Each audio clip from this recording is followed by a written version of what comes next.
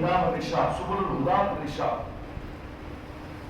علامہ محمد بن یوسف صالح شامی، 9ویں 10ویں صدی ہجری کا شامی مذہب کا بہت بڑا عالم، 11 جلدوں پر مشتمل کتاب ہے ان کی سیرت کی، بڑی معروف سبل الہدا والرشاد، بڑی اعلیٰ نفیس کتاب ہے۔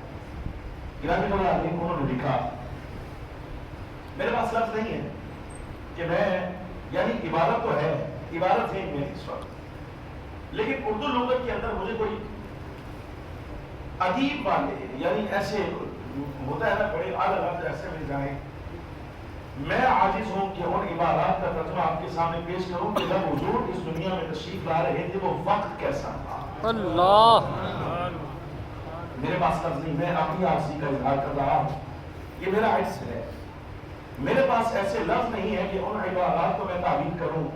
بہرحال آپ کی اندازہ فرمائیے وہ ذات جن کے بارے میں آج بھی ارادہ الہیہ یہ ہے کہ 70,000 صبح آتے ہیں، 70,000 شام آتے ہیں، قبر مبارک کو مس کرتے ہیں اور تبرک لیتے ہیں، پر لگا کر نبی پاک صلی اللہ علیہ وسلم پر درود و سلام پیش کرتے ہیں۔ یہ وصال سحری کے بعد کی بات ہے، 1400 برس بھی گزر جائیں تو آج بھی یہی معمول ہے کہ 70,000 صبح اور 70,000 شام۔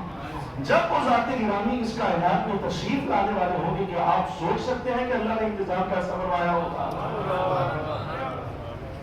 میں کہہ رہا ہوں سوچ فکر زبان عاجز ہے، بیان نہیں ہو سکتا کہ کس طرح سے میں آپ کے سامنے وہ چیزیں عرض کروں جو ولادت کے وقت ظہور پذیر ہوئی۔ لیکن ایک بیان حضرت سیدہ آمینہ سلام اللہ علیہا کا بات خبر آپ فرماتی ہیں، یہ جواب آپ نے دیا تھا سیدہ حلیمہ سعدیہ کو جب آپ پرورش کر رہی تھی، نبی پاک صلی اللہ علیہ وسلم کے کمالات کا ظہور دیکھا، خود دیکھا۔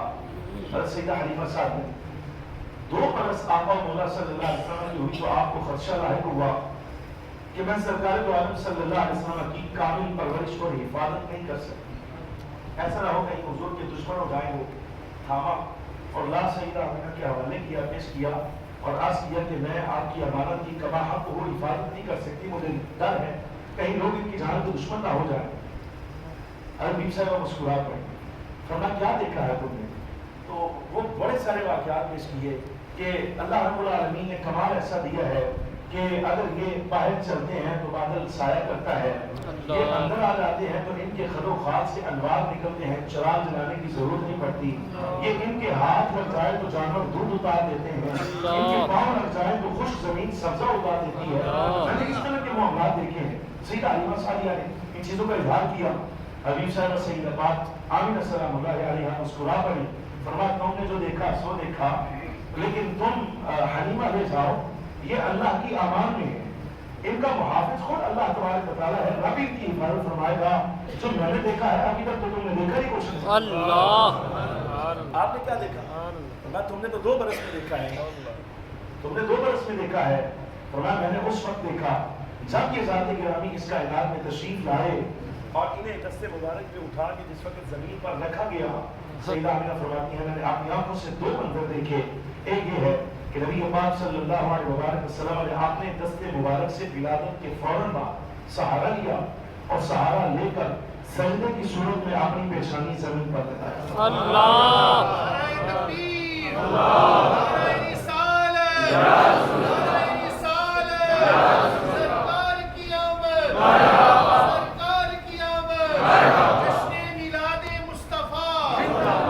پیشانی زمین پر لگایا، ایک جملہ یہ، اور دوسرا یہ فرمایا پیشانی لگانے کے بعد میں نے اس ذات کی شان دیکھی ہے کہ دونوں دست مبارک کا سہارا لیا، سر مبارک اوپر کیا اور نگاہیں آسمان کی طرف اٹھا لی۔ اللہ، روایت پر علامہ شامی رحمۃ اللہ علیہ نے اس پر کلام کیا، اس سجدے میں کیا حکمت ہے اور سر آسمان کی طرف اٹھانے میں کیا حکمت، اس کا کیا سبب تھا۔ علامہ شامی رحمۃ اللہ علیہ محمد بن یوسف صالح شامی لکھتے ہیں، فرمایا نگاہ اس لیے آسمان کی طرف اٹھائی کہ آج بیان ہو جائے گا، دیکھنے والے دیکھ کر آگے پہنچا دیں گے اور سمجھنے والے سمجھ جائیں گے کہ یاد رکھنا اللہ رب العالمین جل وعلا نے ہمارا شہرہ، ہمارا تذکرہ اور ہماری ذات کا جو پابند بنایا ہے، نگاہ زمین والوں کو نہیں بنایا، ہمیں اللہ نے شان ایسی عطا فرمائی ہے کہ ہمارے شعرے زمین سے اٹھیں گے اور آسمانوں پر بلند ہوتے چلے جائیں گے۔ پہلی بات سجدہ کیوں کیا؟ علامہ شامی رحمۃ اللہ تعالیٰ علیہ آخری جملہ حضور کا یہ امر حکمت والا ہے، حکمت سے خالی نہیں۔ سجدہ کیوں کیا؟ علامہ صالح شامی رحمۃ اللہ علیہ فرماتے ہیں اس لیے کہ آپ یوں ملائیے، آپ کے اعتراضات کا جواب یہ کیسے ہو سکتا ہے؟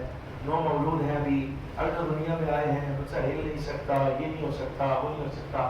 آخر آپ میں سے بھی تو کہیں انجینئر ہے نا، یا اس کے سننے والے، یہ سنیے گا، یہ اس کا جواب ہے آج ہے کہ علامہ صالح شامی رحمۃ اللہ علیہ فرماتے ہیں قرآن اٹھاؤ پڑھو۔ کیا سیدنا عیسیٰ علیہ السلام کے بارے میں تم نے یہ نہیں پڑھا کہ ابھی ولادت ہوئی ہے تو گھوڑے میں اظہار کر رہے ہیں انی عبد اللہ، میں اللہ کا بندہ ہوں، آتانی الکتاب وجعلنی نبیا، مجھے میرے رب نے کتاب بھی عطا فرمائی ہے اور نبی بھی بنایا ہے۔ یہ اظہار حضرت عیسیٰ علیہ السلام نے گھوڑے میں کیا ہے۔ اب جملہ سمجھنا، فرمایا اصل نبی علیہ السلام نے سجدہ اس لیے کیا تھا کہ سیدنا عیسیٰ علیہ السلام نے اظہار کیا انی عبد اللہ، میں اللہ کا بندہ ہوں۔ عبد جو ہے یہ عبدیت کے ساتھ ہوتا ہے، عبد کا تعلق عبدیت کے ساتھ، بندگی کے ساتھ ہوتا ہے، یعنی عبد الہ عبد اللہ اس وقت بنتا ہے جب اللہ کی بندگی کرتا ہے۔ علامہ صالح شامی رحمۃ اللہ علیہ فرماتے ہیں حضرت عیسیٰ علیہ السلام نے صرف زبانی اظہار کیا انی عبد اللہ، میں اللہ کا بندہ ہوں، یعنی میں اللہ کی عبادت کرنے والا ہوں، بندگی میں نے اپنے رب کی کرنی ہے، اللہ کی کرنی ہے، اس چیز کا اظہار کیا۔ اور سیدنا عیسیٰ علیہ السلام نے پھر عبادت کی کب ہے؟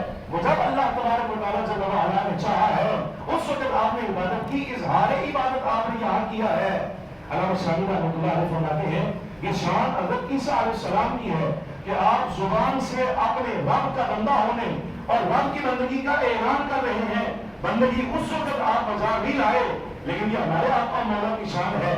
سرکار نے اس کائنات میں آ کر میرا زبان سے کسی عمل کا اظہار نہیں کیا، بلکہ سرکار نے پیشانی زمین پر رکھ کے بتایا ہے کہ سیدنا عیسیٰ علیہ السلام نے اظہار کیا تھا، ہم باقاعدہ عمل کر کے دکھا رہے ہیں کہ ہماری عبادت کا تذکرہ یہیں سے شروع ہو چکا ہے۔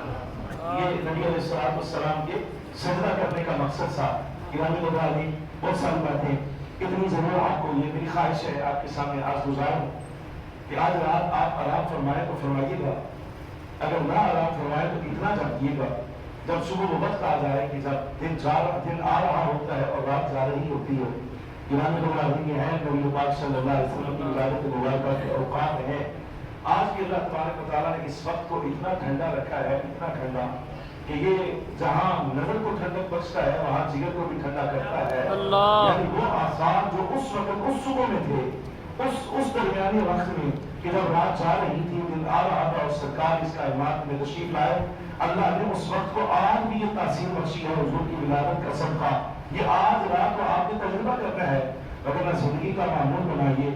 اگر کبھی کوئی وقت آپ کو آرام نہ آ رہا ہو، میرے کہنے پر اس وقت میں کبھی آسمان کی طرف نگاہ اٹھائیے گا، یہ سوچ کر کہ یہ وہ وقت ہے جب سرکار اس کا رات میں تشریف لائے، تو آپ دیکھیں گے اللہ رب العالمین جل وعلا آج بھی اس لمحے میں نبی پاک صلی اللہ علیہ وسلم کا صدقہ کیسی راحت عطا فرماتا ہے۔ یہ برکت کے لیے کچھ تذکرہ میں نے حضور کو روح سید العالمین صلی اللہ علیہ وسلم کی ولادت مبارکہ کا کر دیا ہے۔ دعا فرمائیے اللہ تبارک و تعالیٰ جل وعلا جیسے ولادت شریفہ منانے کا حق ہے شریعت کے دائرہ میں رکھ کر، ویسے ہمیں کرنے کی توفیق عطا فرمائے، اور وہ چیزیں جو اس وقت خرافاتی صورت میں سامنے آ گئی ہیں گرامی نظرانے اللہ تبارک و تعالیٰ ہمیں اس سے محفوظ فرمائے۔ وآخر دعوانا الحمدللہ۔